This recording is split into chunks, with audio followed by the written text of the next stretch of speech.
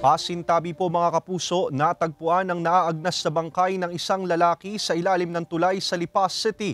Ang detalye sa report ni Denise Abante.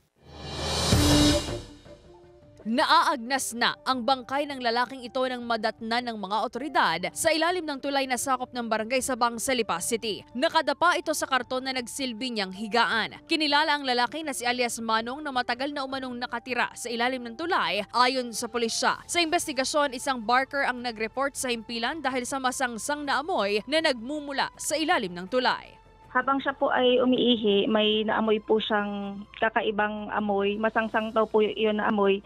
And found out na meron pong isang bangkay na nakaharap sa semento at puno ng mga maggots or uod sa different parts po ng kanyang katawan. Ayon pa sa PNP, posibleng inatake sa puso ang biktima. Tinatayang nasa 4 hanggang 5 araw ng patay ang lalaki. Wala rin daw permanenteng bahay sa lungsod ang biktima kaya patuloy pang inaalam kung sino ang mga posibleng kaanak nito. Tinatayang nasa 50 hanggang 60 ang edad ng lalaki. May mga tattoo sa kanyang likod na isang hugis bituin at may nakasulat na wasalak sa kanyang kanang braso. Identified po as taong kalye. Nakatigil po siya doon sa ilalim ng bridge.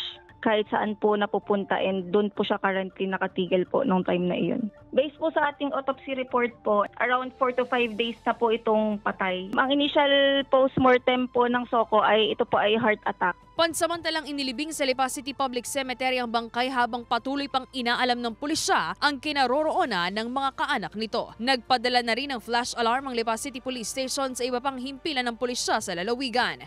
Kung meron pong naka-identify sa ating male cadaver, maigi lang pong tumawag sa Lipas City Police Station. And open po ang ating hotline 24/7 sa Lipas City Component Police Station. Agad pong ipagpaalam sa ating kasamahan na kapulisan ng anumang insidente na katulad nito.